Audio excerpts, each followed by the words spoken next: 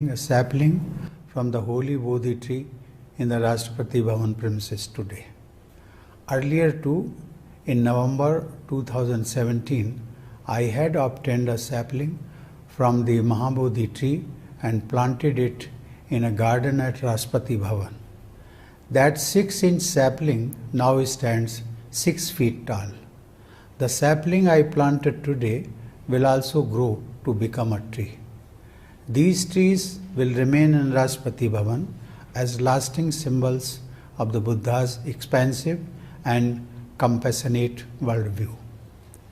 I heard the chanting of the Mangal Gatha while planting the sapling. That invocation for the blessings of the Buddha has a very reassuring refrain which says, Tam Tejasa Bhavatu Te Jai Mangalani. It means, through that power of the Buddha, may there be auspicious victories for you. The world needs the power of the Buddha in the form of love, compassion, non-violence, and healing to conquer the forces of violence, disease, conflict, and poverty. Ladies and gentlemen, I am happy to note that today's event is also being held at the Moolagandha Kuti Vihar, the holy site of Buddha's first teaching, the Dharma Chakra Pravartan Sutra. I commend the initiative of the International Buddhist Confederation for organizing this event today. I appreciate the efforts of the Ministry of Culture and Tourism led by Mr. G. Kishan Reddy for supporting this global event. I have been told that the Mahabodhi Society of India and the Indian Council for Cultural Relations are also partners in the efforts for celebrating this day internationally. They deserve special praise for their contribution to this major event. I believe that the appeal of Buddhism goes much beyond the nearly 550 million formally ardent followers of the faith. People belonging to other faiths and even skeptics and atheists feel attracted to the teachings of the Buddha. This universal and eternal appeal of Buddhism is due to its logical, rational, and simple answers to the fundamental problems faced by human beings across time and place. The Buddha's assurance of putting an end to suffering, his emphasis on universal compassion and non-violence, his message to pursue morality and moderation in all aspects of life have inspired countless people over the last 2,600 years since his first sermon at Sarnath on this very day. The Buddha's well-documented life contains invaluable messages for humanity. He commanded great trust and respect even among his critics and opponents. They would become his followers. He had acquired this spiritual power because he remained steadfast in his adherence to the truth. In this virtual gathering of practicing Buddhists, everyone is aware of the Four Noble Truths, the Eightfold Path, the Panchashil, the Three Pitakas, the Three Gems, and the Three Shelters. Most of you are also aware of the major sermons by the Buddha, starting with his first sermon at Sarnath and culminating in the last at Vaisali.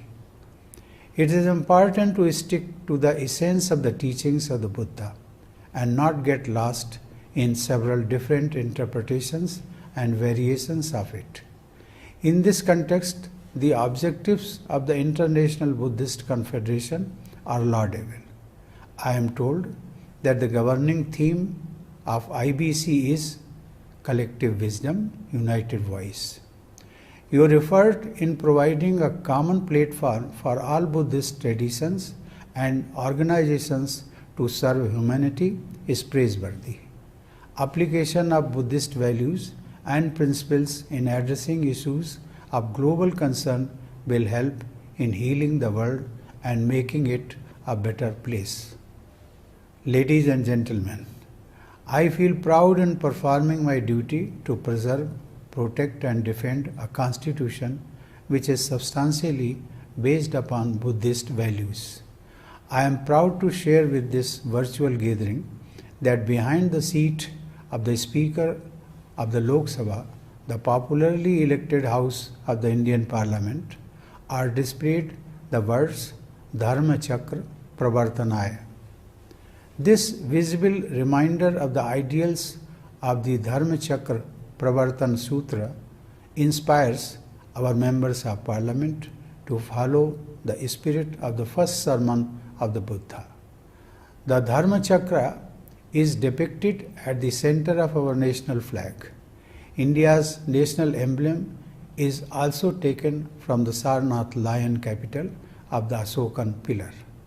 It can be said that the national symbols of the Republic of India always remind everyone of the Buddha's Dharma Chakra Pravartan Sutra at Sarnath.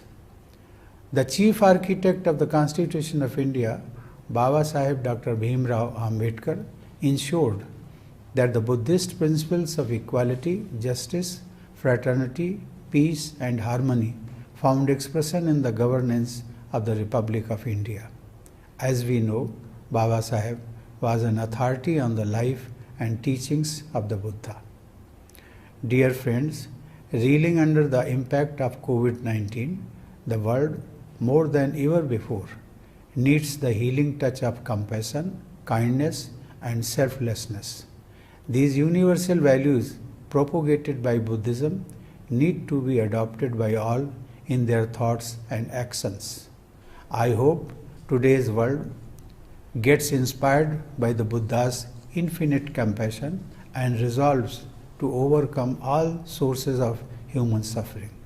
I pray that human society follows the ideals of the Buddha and works to make our planet a more hospitable habitat. I convey my warm greetings to all of you on this very auspicious occasion. Thank you. Jai Hind. तो अभी आप राष्ट्रपति रामनाथ कोविंद को सुन रहे थे। आज आषाढ़ पूर्णिमा और आज ही के दिन धम्म चक्र दिवस भी मनाया जा रहा है और इसी मौके पर राष्ट्रपति रामनाथ कोविंद देश को संबोधित कर रहे थे, अपना संदेश दे रहे थे। बहुत ही महत्वपूर्ण बातें कही राष्ट्रपति ने। उन्होंने कहा कि जिस तरह से आज जब वो राष्ट्रपति भवन में बोधि वृक्ष का रोपण कर रहे थे उस वक्त